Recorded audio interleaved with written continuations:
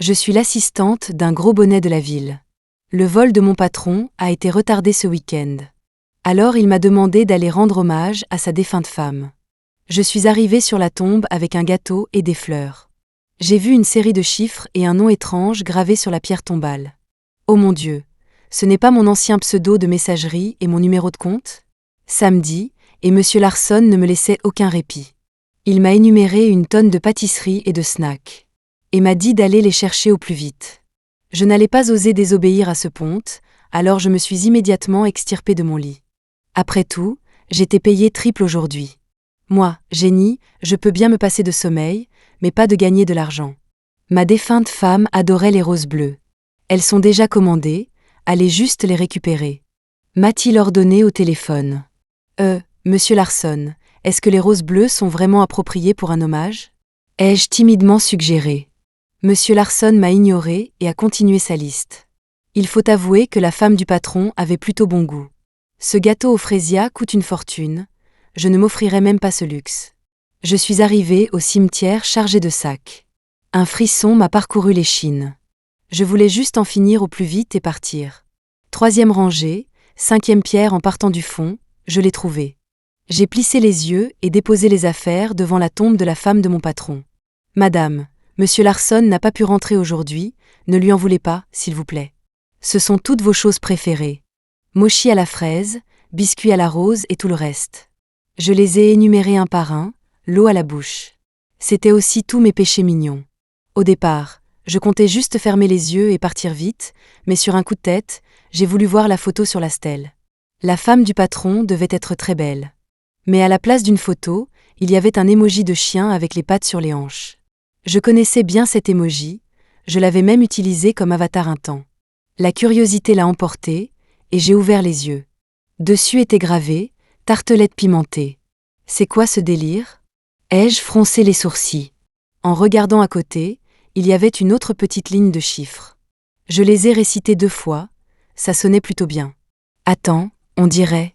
J'ai sorti mon téléphone et je me suis connectée au compte que je n'avais pas utilisé depuis 5 ans. L'avatar du chien avec les pattes sur les hanches s'est instantanément allumé. Le pseudo tartelette pimentée en gros en haut de la page sautait aux yeux. Puis, une fenêtre de discussion est apparue. Des messages m'étaient envoyés tous les jours. Le dernier datait d'il y a 2 heures. Tartelette, je ne peux pas venir te voir aujourd'hui. J'ai demandé à mon assistante de te livrer tes snacks préférés. Attends-moi quand je rentrerai. J'ai eu le souffle coupé. Ce n'est pas mon patron, Monsieur Larson. C'était peut-être l'atmosphère sinistre du cimetière, mais je tremblais de tout mon corps. Assise devant la pierre tombale, je mangeais des gâteaux en lisant les milliers de messages à sens unique qu'il avait envoyés. Monsieur Larson a soudainement appelé, j'ai atterri. Avez-vous fait ce que je vous ai demandé ? Monsieur Larson, c'est fait, tout est fait. Bien, j'arrive tout de suite. Le manchon de poulet pimenté que je tenais à la main est tombé par terre. J'ai regardé le désordre devant la pierre tombale. Seul le gâteau aux fraisias était encore intact. Je suis tellement foutue s'il voit ça. Attendez une minute, il a acheté tout ça pour que je le mange, de quoi ai-je peur ? Monsieur Larson et moi nous sommes rencontrés dans un jeu en ligne. Se marier dans le jeu, c'était juste pour accomplir des quêtes. J'avais presque oublié comment on interagissait à l'époque. Il me semble que pendant un temps, on se confiait l'un à l'autre sur nos vies. Mais ça se limitait à se dire bonjour et bonne nuit, à se demander ce qu'on avait mangé, comment s'était passée la journée. Ça ne compte pas comme une romance en ligne, n'est-ce pas ? On n'était que des adolescents à l'époque. Plus tard, je suis allée à l'université et je me suis trouvé un petit ami. Oh, merde ! C'était mon ex-petit ami, un vrai manipulateur. Quand il me draguait, il a secrètement pris mon téléphone et envoyé un message à Monsieur Larson. C'est son père. Elle est morte d'une maladie incurable. J'avais peur de me reconnecter et que Monsieur Larson me pose tout un tas de questions, et je ressentais aussi un sentiment de trahison. Après ça, je ne me suis plus jamais connectée à cette messagerie. Et puis j'ai complètement oublié toute cette histoire. Je me sentais incroyablement coupable, et mon esprit a automatiquement visualisé le Monsieur Larson habituel. Toujours en costume cravate, avec ses lunettes à monture dorée, sérieux et sans un sourire. Il ne dit les choses qu'une seule fois, et si vous ne faites pas bien votre travail, vous êtes viré sur le champ. Comment pouvait-il être brioche sucrée ? Quel culot, je n'ai pas pu m'empêcher de ricaner en pensant au pseudo. Une voiture s'est garée devant le cimetière. C'était la Rolls-Royce de Monsieur Larson. Je suis fichu. Que ma couverture saute ou que je me fasse virer, je ne veux ni l'un ni l'autre. Monsieur Larson est sorti de la voiture et a marché vers moi. J'ai commencé à paniquer. Regardant le seul gâteau aux fraisières rescapé et Monsieur Larson qui se rapprochait de plus en plus. Dans un moment de désespoir, je lui ai envoyé un message. « Salut !» Monsieur Larson a sorti son téléphone, et ses pas se sont immédiatement arrêtés. Il était visiblement sous le choc. Après tout, à ses yeux, une personne morte depuis plusieurs années venait de ressusciter. Monsieur Larson n'a même pas daigné me regarder. Célon doit taper rapidement. « Qui êtes-vous ? Comment vous êtes-vous connecté à ce compte ? Vous essayez d'escroquer de l'argent ? Quoi que vous vouliez, ne touchez pas à ce compte. Je vous donnerai tout l'argent que vous demanderez. » Il tapait si vite que les messages arrivaient les uns après les autres. Je n'avais même pas le temps de répondre. Soudain, Monsieur Larson a lancé un appel vidéo. Au même moment, mon téléphone a sonné. Dans le vaste cimetière, ma sonnerie criarde de machine à sous ses mises a retentir de façon totalement déplacée. Monsieur Larson a froncé les sourcils et a jeté un regard dans ma direction. Son regard froid m'a fait frissonner. C'est un cimetière. Ne dérangez pas les défunts. Ayant sa permission, j'ai serré mon téléphone et je suis parti en courant. J'ai appuyé sur le bouton pour raccrocher et j'ai vite répondu. Brioche. C'est moi, ma maladie est guérie, je viens de rentrer au pays. En réalité, j'avais tout oublié. Mais grâce aux milliers de messages que je venais de lire, j'avais rassemblé beaucoup d'informations. Monsieur Larson se servait de moi comme d'un journal intime numérique. Il devait tout me raconter, les petites comme les grandes choses. J'ai jeté un regard prudent à Monsieur Larson, qui se tenait immobile. Il fixait l'écran de son téléphone, incrédule. « Tu es vraiment Tartelett ? » Je n'ai pas pu m'empêcher d'éprouver un certain dégoût. « Génie, vous pouvez disposer, » a dit Monsieur Larson d'un ton sec. Il regardait son téléphone en répondant au message, sans même jeter un œil à la pierre tombale. « Nettoyez-moi ça, et faites les démarches auprès du cimetière pour enlever la stèle. » Monsieur Larson a tourné les talons et est parti sans se retourner. Le ton qu'il employait avec moi ne trahissait aucune émotion. La seconde d'après, un message est arrivé. « Tartelett, je veux te voir. » Premier jour de retour au travail, assise à mon bureau, je m'arrachais les cheveux. Monsieur Larson m'avait envoyé une adresse, un restaurant occidental haut de gamme où l'addition moyenne était de 500 € par personne. Toute la matinée, j'ai fixé l'écran de mon ordinateur, essayant désespérément de rattraper tous les messages qu'il m'avait envoyés. La bonne nouvelle, il m'utilisait comme sa confidente numérique. La mauvaise, j'avais complètement oublié le personnage de fille de riche étudiante à l'étranger que je m'étais inventé. Génie, Monsieur Larson veut vous voir, a tapoté une collègue sur mon bureau. J'ai fermé précipitamment la fenêtre de la messagerie. Dans le bureau, Monsieur Larson portait un costume, les cheveux impeccablement coiffés. Commandé un bouquet de 99 roses bleues. J'ai baissé la tête pour prendre des notes. Oui, Monsieur Larson. Et commandé un gâteau, faites-le. Au Fresia ? Ai-je lâché ? Monsieur Larson s'est arrêté, un regard suspicieux dans les yeux. Comment le saviez-vous ? Un frisson m'a parcouru l'échine. Hier, je l'ai vu au cimetière. Son expression s'est légèrement adoucie. D'accord, faites-le livrer avant 19 h. Comment s'appelle ce restaurant déjà ? Alors que Monsieur Larson cherchait son téléphone, j'ai encore parlé trop vite, Alice Moonlight. Comment le savez-vous ? J'ai marqué une pause, puis j'ai menti sans ciller, j'ai vu l'email de confirmation du restaurant. Je gérais sa boîte mail. Je l'informais toujours des emails importants. Monsieur Larson a dit « Oh », puis s'est soudain souvenu de quelque chose. Au fait, vérifiez le dossier des spams. Voyez s'il y a eu des emails de « Tartelett pimentée » au fil des ans. J'ai hoché la tête vigoureusement et je suis sorti à reculons. Comment pourrait-il y en avoir ? Mais juste pour faire semblant, j'ai ouvert sa boîte mail et j'en ai profité pour l'aider à vider son dossier de spam. Des centaines de courriers indésirables ont été supprimés un par un. La chronologie remontait à 5 ans. Le nom de l'expéditeur était clairement écrit, Tartelett pimentée. J'étais sous le choc. Qu'est-ce que c'était que ça ? Je ne me souvenais pas lui avoir jamais envoyé de mail. Ouvrez-le, a soudainement dit la voix légèrement satisfaite de Monsieur Larson derrière moi. Avant d'ouvrir l'email, je n'avais pas réalisé la gravité de la situation. Je pensais que c'était probablement juste un message de salutation de routine de notre période de flirt en ligne. Qui aurait cru que l'email avait été envoyé par ce connard de Marc, mon ex? Espèce de loser qui ne sait que jouer à des jeux en ligne, tu n'arrives pas à te trouver une copine dans la vraie vie? J'imagine à quel point tu dois être pathétique en vrai, couvert de boutons, un gros lard de 180 kilos. Tu ne peux trouver un sentiment de validation qu'en ligne. Je te préviens, arrête de te faire passer pour le mari de quelqu'un sur Internet, ou je te retrouverai. J'ai eu le souffle coupé. En regardant la date, c'était 3 jours avant que je bloque M. Larson. Marc a probablement senti que l'envoi de cet email n'était pas assez satisfaisant, alors il s'est simplement fait passer pour moi et a mis en scène une fausse mort. Je n'osais pas me retourner pour regarder M. Larson, j'avais l'impression d'être cloué sur place. Monsieur Larson? Ai-je commencé prudemment. Il a fait un pensif. Supprimez-le. Oui, je n'ai rien vu. Je le supprime tout de suite. Mes mains tremblaient en supprimant l'email. Le visage de M. Larson était cendré alors qu'il retournait dans son bureau. Une vague de joie secrète m'a envahi. C'était une bonne chose. Il devait être complètement déçu de moi. Peut-être qu'après un moment, plus il y penserait, plus il s'énerverait, annulerait le rendez-vous et couperait les ponts avec moi pour toujours. Et bien sûr, à l'heure du déjeuner, son message est arrivé. Tartelette, tu as mangé? J'ai vraiment hâte de te voir ce soir. J'ai failli m'étouffer avec ma soupe, me pliant en deux pour tousser. Ma collègue m'a tapoté le dos. Qu'est-ce qui ne va pas, génie? Monsieur Larson vous a encore fait faire des heures supplémentaires? Les larmes coulaient sur mon visage alors que j'hochais la tête à plusieurs reprises. J'ai rapidement répondu au message.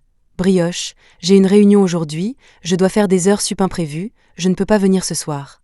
Je ne peux pas y aller. Et s'il était furieux et me tendait une sorte de piège? Monsieur Larson a répondu, d'accord, pas de problème. Au même moment, le téléphone a sonné. Génie, annulez le restaurant pour ce soir. Ma voix était rauque. D'accord, monsieur Larson, dois-je annuler les fleurs et le gâteau aussi? Non, faites-les livrer chez moi ce soir. À 20h, je venais de rentrer dans mon appartement. Monsieur Larson a appelé, le ton mécontent. Pourquoi le gâteau n'est-il pas encore arrivé? Ça fait une éternité que j'attends le ventre vide. J'ai vite ouvert l'application, qui montrait que le livreur était bloqué au même endroit depuis une demi-heure. Allô, que se passe-t-il avec votre commande? Avant que je puisse finir, la personne à l'autre bout du fil a répondu « Je suis vraiment désolé, mon scooter est en panne. J'ai déjà contacté un collègue pour reprendre le reste des commandes, vous devrez attendre un peu. Si vous ne pouvez pas attendre, vous pouvez annuler la commande, et la société vous dédommagera. Vous vous moquez de moi. J'ai demandé, alors combien de temps devrais-je attendre? Ce sera 1 heure, je suis vraiment désolé. Sinon, vous pouvez simplement annuler la commande. Ce n'est pas une question d'annuler la commande ou pas. C'est mon patron qui attend sa tartelette pimentée, qui a annulé un dîner dans un grand restaurant, et qui est maintenant seul chez lui, rêvant d'une bouchée de gâteau au freisia. S'il ne peut pas en manger aujourd'hui, toute l'entreprise en subira les conséquences demain. J'ai pris une profonde inspiration, je vais venir le chercher moi-même. J'arrive dans 10 minutes. Les fleurs et le gâteau étaient tous deux dans le véhicule de ce livreur. Heureusement, rien n'avait été endommagé. Transportant les fleurs et le gâteau, je me suis précipitée vers la résidence de monsieur Larson. J'ai percuté quelqu'un de plein fouet, et les roses bleues se sont envolées de mes mains. Oh non! Ai-je crié? La personne a tapoté sa poitrine avec impatience. Regardez où vous allez. Une voix familière. J'ai levé les yeux. C'était mon ex-petit ami, Marc. Marc a également été stupéfait de me voir, puis a immédiatement commencé ses remarques désobligeantes. Tiens, génie, quel vieux riche t'a envoyé ces fleurs? J'ai ramassé le bouquet éparpillé, sans prendre la peine de lui répondre. Ça ne te regarde pas. Mais il m'a bloqué le passage, refusant d'en rester là. Tu as insisté pour rompre avec moi à l'époque. Je me suis dit que tu t'étais accroché à un type riche. Sinon, avec ta tête, comment oserais-tu me quitter? Marc, ce salaud. C'était lui qui était extrêmement possessif, ne me permettant de parler ou d'interagir avec aucun autre mec. Il appelait ça m'aimer. Quand je n'en pouvais plus et que je voulais rompre, il a menacé de se suicider et de m'emmener avec lui. Ce n'est qu'un jour, en découvrant qu'il flirtait à droite à gauche et m'avait déjà trompé, que j'ai finalement réussi à rompre avec lui. Après la rupture, il m'a pas mal harcelé, jusqu'à ce que j'entende plus tard qu'il avait trouvé une fille riche, puis il a cessé de me contacter. Le monde est petit. J'étais pressée de livrer les affaires à monsieur Larson, alors j'ai baissé la tête et j'ai rapidement essayé de le contourner. Mais Marc m'a attrapé le poignet, les yeux sinistres. Quoi, j'ai touché un point sensible? Maintenant tu n'oses même plus me parler?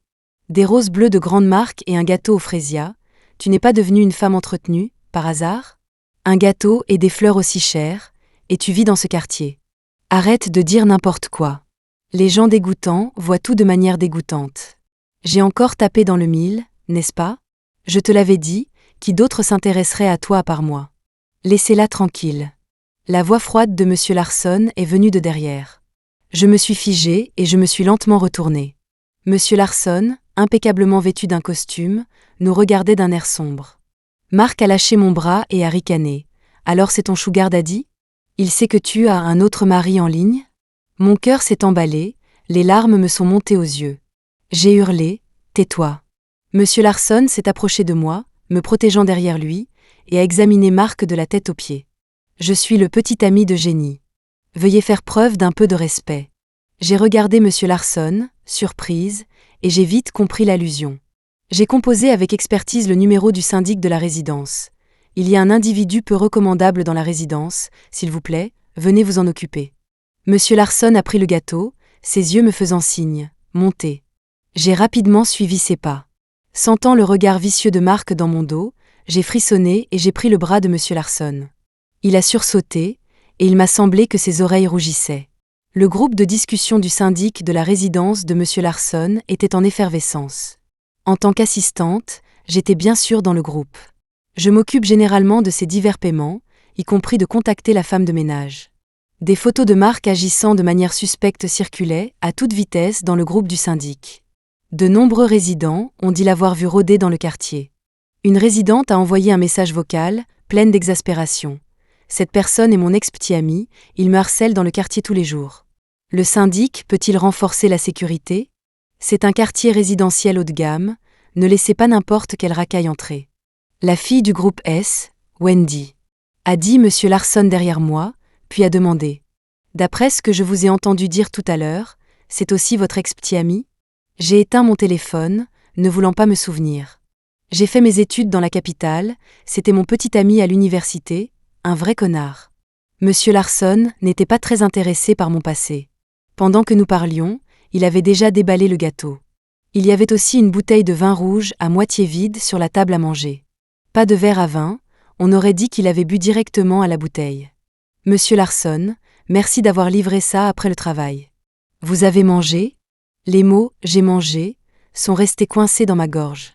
Après tout, c'était du fraisier Gio Malone. Mangeons un peu ensemble.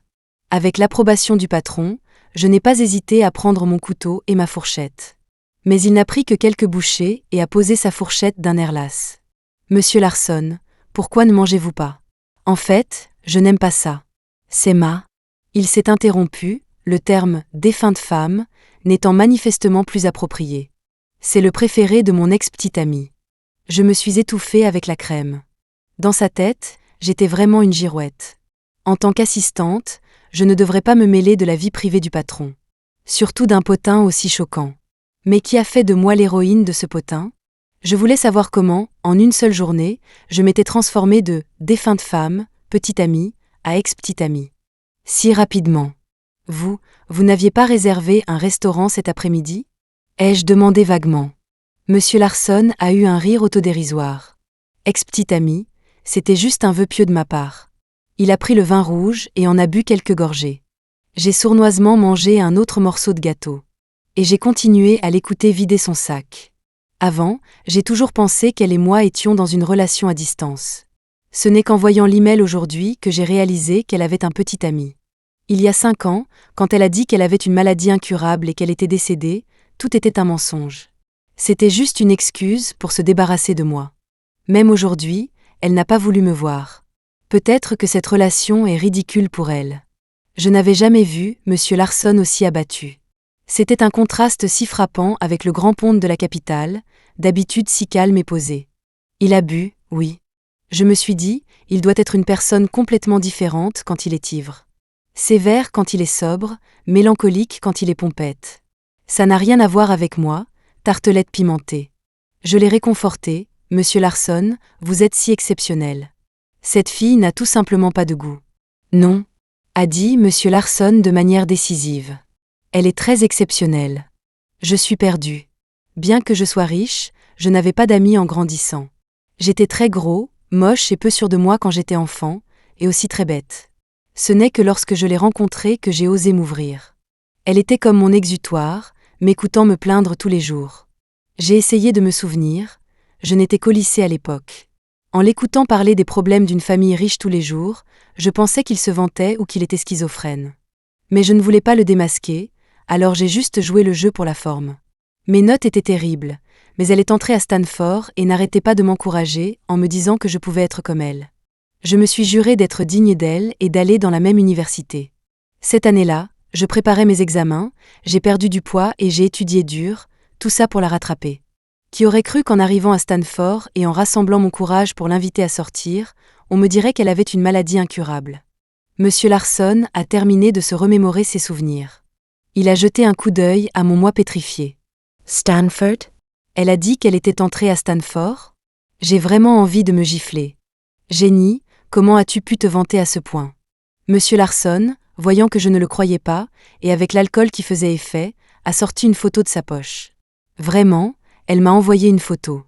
La fille sur la photo se tenait en effet devant Stanford. Mais ce n'était pas moi. Je ne sais pas de quel avatar de personal shopper il s'agissait. Qui n'a pas quelques personal shoppers d'étudiants à l'étranger dans sa liste d'amis? Monsieur Larson était complètement ivre, fixant la photo d'un air absent, ses yeux si pleins d'affection qu'ils auraient pu déborder. Mes joues brûlaient comme du feu, j'étais agitée et ne pouvais pas rester en place. Le gâteau aux fraisias sur la table était presque terminé, et je ne pouvais pas rester un instant de plus. Monsieur Larson, il se fait tard. Je devrais y aller. Le groupe de discussion des propriétaires se disputait encore, disant que Marc rôdait toujours dans le quartier, et demandant à la sécurité de le chasser. Mais le syndic a dit qu'il ne pouvait s'occuper de la sécurité qu'à l'intérieur de la résidence. J'ai hésité un instant, il m'attendait probablement cette fois. Monsieur Larson m'a interpellé. Vous avez votre permis de conduire? J'ai hoché la tête, sans comprendre pourquoi. Il m'a jeté les clés de la voiture. Le chauffeur a fini sa journée. Vous pouvez prendre la voiture au garage, c'est plus sûr. J'ai regardé le logo de la voiture de luxe sur les clés et j'ai dégluti. Monsieur Larson s'est adossé au canapé, l'air déjà endormi. Le chauffeur est en congé demain. Venez me chercher le matin, ne soyez pas en retard. Dans le garage souterrain. Je suis montée dans la voiture et j'ai pris une profonde inspiration. Monsieur Larson a vraiment osé me laisser conduire. Attendez, où est le levier de vitesse? J'ai tâtonné dans la voiture pendant une demi-heure, m'appuyant sur Google et diverses vidéos, avant d'apprendre les commandes de base de la voiture. Juste au moment où j'allais abandonner, j'ai vu une photo de la silhouette sombre de Marc dans le groupe de discussion des propriétaires. Les propriétaires disaient qu'il devait être un pervers et que Wendy devrait faire attention. C'est moi qui devrais faire attention. J'ai serré les dents et j'ai sorti la voiture du garage. Je n'ai pas dormi de la nuit. Chaque fois que je fermais les yeux, je voyais l'expression hébétée de Monsieur Larson alors qu'il fixait la photo. Un élan de sympathie inattendu est né dans mon cœur. C'est si contradictoire, tellement contradictoire. À 6 heures le lendemain matin, j'ai ramené la voiture chez Monsieur Larson avec des cernes sous les yeux. Il avait décuvé et avait retrouvé son attitude stoïque habituelle. Comme deux personnes différentes. Pourquoi êtes-vous ici si tôt? Je n'ose pas conduire aux heures de pointe, alors je suis venue pendant les heures creuses. Il a probablement regretté de m'avoir prêté la voiture la nuit dernière. Il en a fait le tour, l'inspectant attentivement. Impatient, il a dit « Montez, je conduis ». J'ai poussé un soupir de soulagement. J'ai hésité en ouvrant la portière de la voiture.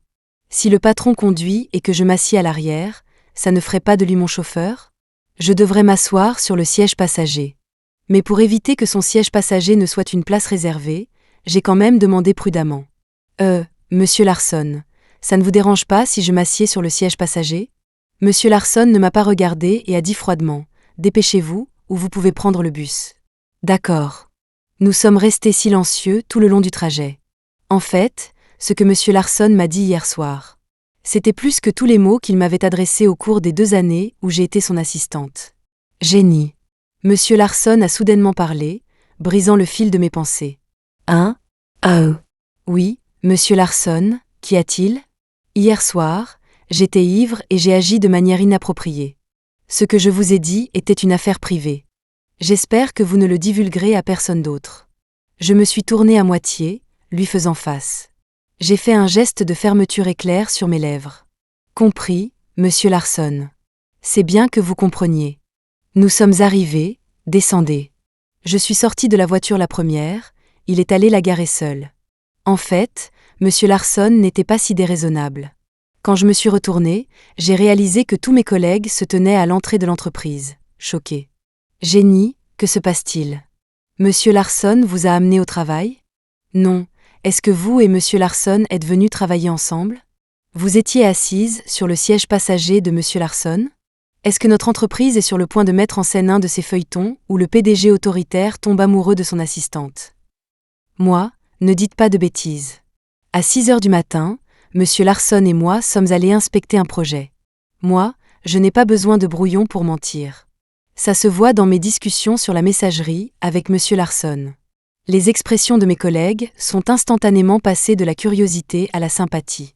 Je vous l'avais dit, comment un prince pourrait-il tomber amoureux de Cendrillon? Ce n'est qu'un conte de fées. Les princes ne font que donner des ordres à Cendrillon. C'est ça, Jenny, arrête de rêver. Toute la matinée, je traînais en lisant des romans d'amour avec des PDG. Ma collègue m'a appelée, Jenny, quelqu'un est là pour vous. J'ai levé les yeux et j'ai vu Marc debout à l'entrée de l'entreprise. J'ai froncé les sourcils et je suis sortie, sur mes gardes. Comment as-tu trouvé cet endroit? Marc, contrairement à son attitude arrogante de la nuit dernière, a fait un geste du menton vers l'intérieur de l'entreprise. Alors tu t'es accroché au PDG du groupe Larson, hein? Surveille ton langage. J'ai pris mon téléphone, sur le point d'appeler la sécurité. Marc a appuyé sur ma main, un faux sourire sur le visage. Jenny, je suis ici pour coopérer avec toi. Écoute-moi d'abord. Voyant que je ne disais rien, Marc a continué. Ma petite amie est Wendy, mais elle a un contrat de mariage avec ton monsieur Larson. Et Wendy et monsieur Larson? Je n'avais jamais entendu parler de ça. Tu vois, tu ne connaissais pas une nouvelle aussi importante, n'est-ce pas? Si tu coopères avec moi, nous pouvons ruiner ce mariage ensemble. Ce sera bon pour nous deux. Marc m'a regardé avec une expression louche et a ajouté. D'abord, donne-moi 200 000, je vais aller acheter un sac à Wendy pour l'apaiser. J'ai ricané, tu es malade. Tu es avec ce type, Larson, ne me dis pas que tu n'as même pas 200 000. Ou tu veux dire que tu ne veux pas coopérer avec moi? Tu ne me crois pas? Jenny, tu t'en fiches, n'est-ce pas? Tu prévois d'être sa maîtresse après leur mariage? Ce n'est pas entièrement hors de question non plus. Jouons le jeu sur le long terme ensemble, attendons qu'ils divorcent. Les paroles de Marc devenaient de plus en plus scandaleuses. Je n'en pouvais plus et j'ai envoyé un message à la sécurité, leur demandant de l'emmener. Soudain, Marc a regardé les photos de la fête annuelle de l'entreprise sur le mur du couloir. Brioche sucrée? Alors monsieur Larson est ton mari en ligne. Mon cœur a cogné. Comment le savais-tu? Il a montré la photo du doigt, et j'ai suivi son regard. C'était une photo de la fête annuelle d'il y a 3 ans, je n'avais pas encore rejoint l'entreprise. L'entreprise avait organisé une compétition de jeux vidéo, et monsieur Larson avait remporté le championnat. Je suis restée plantée devant le mur de photos, regardant plusieurs clichés de monsieur Larson en train de jouer. Sur les photos, ses yeux étaient pleins de désir. Pourquoi n'avais-je jamais remarqué ça avant? Donc, après que j'ai quitté le jeu, il a persisté seul pendant tant d'années. Et, Jenny, que se passe-t-il? Ne me tirez pas. Je vais partir tout seul. Marc a été escorté par la sécurité. Dans le bureau de monsieur Larson, je gardais la tête baissée. Son expression était neutre.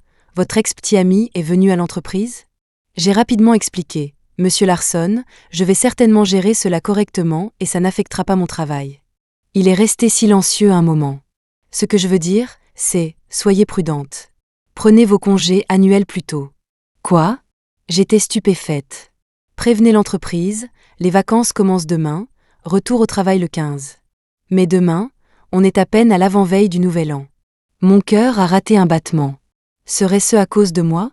La nouvelle des vacances anticipées a mis toute l'entreprise en ébullition. L'après-midi, tout le monde était distrait.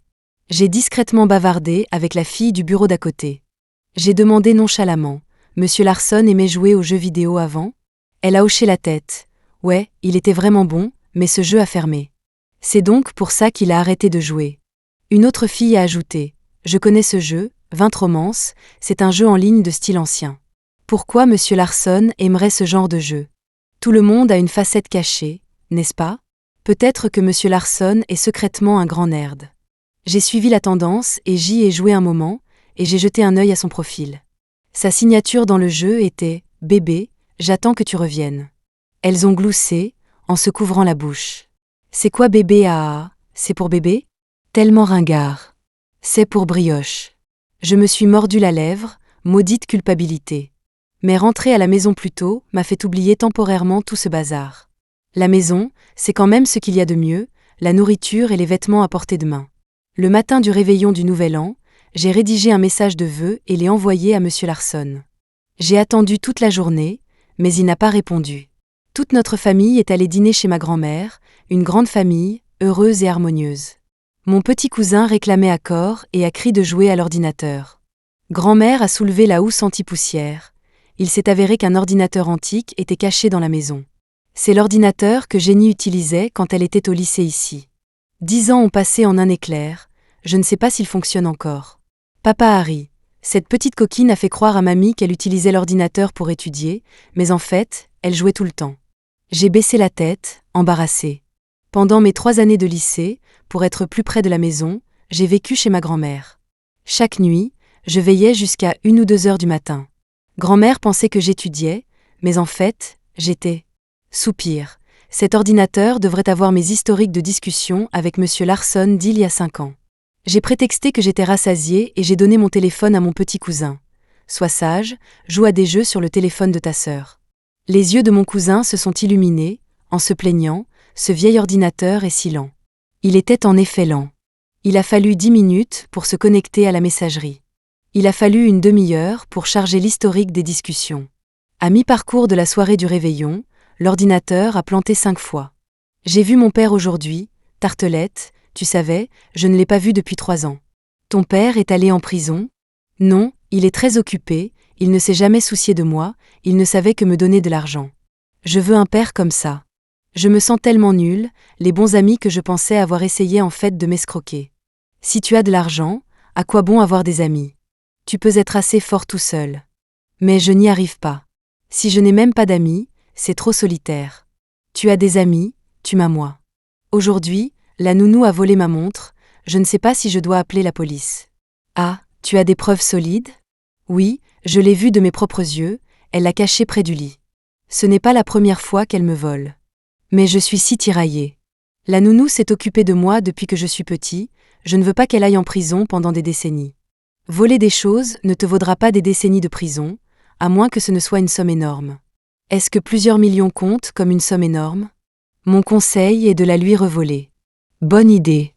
Tartelette, si un jour tu découvres que je suis très différent de ce que je suis dans le jeu, seras-tu déçu de moi? Comment pourrais-je l'être? Je suis différente de ce que je suis dans le jeu aussi. Tu dois être très mignonne, comme un petit soleil. Tartelette, regarde, le mont Fuji. Tu n'as pas dit que tu aimais écouter, sous le mont Fuji? J'ai pris une photo pour toi. C'est génial. Tu es allé au Japon? Je suis venue au Japon pour voir ma mère.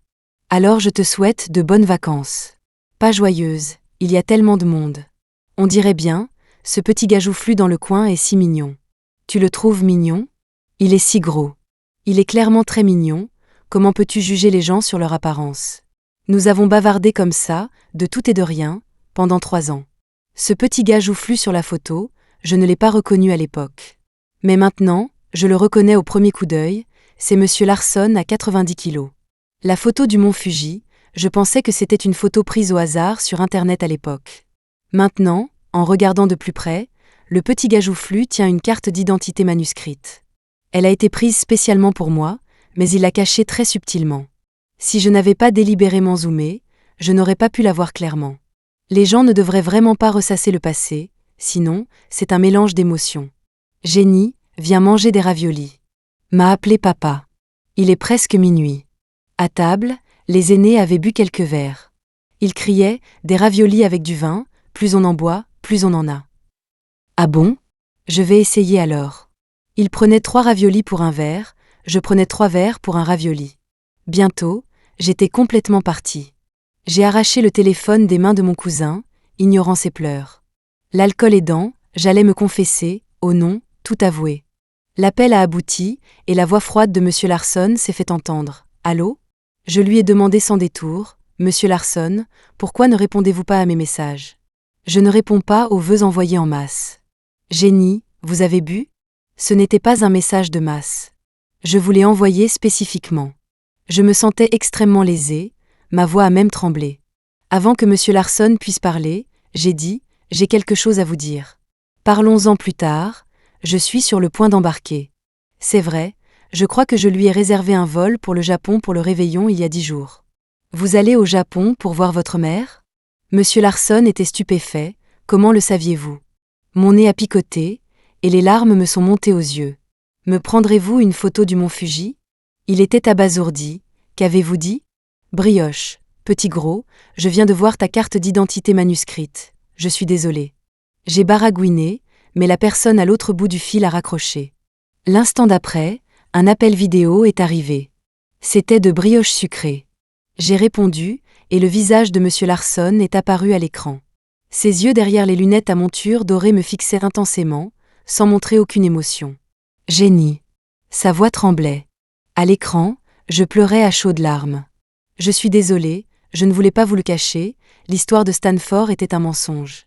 Mais la maladie incurable, c'est Marc qui l'a envoyée avec mon téléphone, je ne savais pas comment y faire face, alors Je suis vraiment désolée de vous avoir causé tant de problèmes et de malentendus pendant toutes ces années. Je ne me souviens pas de ce que j'ai dit après ça. J'ai eu un trou noir. Quand je me suis réveillée, j'avais la tête qui éclatait. Maman m'a sermonné, si tu ne tiens pas l'alcool, ne bois pas. Tu étais un poids mort, ton père et moi avons eu un mal de chien à te ramener à la maison. Papa est entré en courant dans la chambre. Jenny, ton patron est là.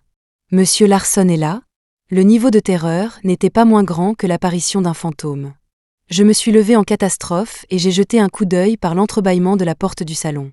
Monsieur Larson était assis sur le canapé avec un visage sombre, 2 briques de lait et une corbeille de fruits à ses pieds. Même quand il est aussi en colère, il se souvient de ne pas arriver chez quelqu'un les mains vides. Vraiment un individu de grande qualité. J'ai dit à mes parents, j'ai fait une erreur au travail. Peu importe à quel point mon patron me crie dessus plus tard, ne sortez pas. Et, comment ça? Au pire, tu démissionnes. Ton patron qui te poursuit jusqu'à la maison pour te crier dessus le jour du Nouvel An, c'est trop. Exactement, exactement. Papa et maman te soutiennent. D'accord, au pire, je démissionnerai. J'ai poussé la porte, prête à affronter mon destin. Le chauffage dans le salon était à fond, mais Monsieur Larson était comme un iceberg mobile. Il portait un pardessus noir sur son costume, son regard acéré comme un couteau. Vous ne devriez pas être au Japon? Ma voix tremblait, mes doigts tortillant inconsciemment l'ourlet de mon pyjama. J'ai annulé le vol, je suis venue cette nuit. Comment connaissiez-vous mon adresse? C'était sur votre dossier d'embauche. L'atmosphère était gênante et oppressante. Mes parents jetaient un œil depuis la porte de la chambre, 2 paires d'yeux visibles. Monsieur Larson s'est levé, venez avec moi. Vous ne voulez pas régler ça ici, n'est-ce pas? Mon cœur a raté un battement. Il va me régler? Payer 5 fois plus, retour dans la capitale. Je vous attends en bas. Il a fait un signe de tête d'adieu en direction de la chambre. J'ai serré les dents et je suis retournée dans ma chambre pour faire ma valise. Tu dois retourner travailler le jour du Nouvel An? Ma fille, qu'as-tu fait de si grave? Quelle sorte d'erreur est la tromperie sentimentale? J'ai volé un cœur. Volé quoi? Comment as-tu pu avoir les mains baladeuses? Toi? Ah, c'est si embarrassant. Portant ma valise, je me suis assise sur le siège passager de Monsieur Larson. Nous n'avons pas parlé de tout le trajet. Ironiquement, toutes les chansons qui passaient à la radio avaient des paroles qui semblaient correspondre à la situation. Un moment c'était « Tu m'as blessé », et puis tu as souri et tu es parti. Le suivant c'était « Mon amour s'écoule comme l'eau, aimer est plus tragique que de ne pas aimer ». Tout le voyage a été une agonie. L'autoroute était fermée à cause d'un blizzard dans la capitale. Nous avons été contraints de nous arrêter dans une ville thermale en dehors de la capitale. Ironiquement, l'hôtel n'avait plus qu'une seule chambre de libre. Tout le monde était ici en vacances pour le Nouvel An.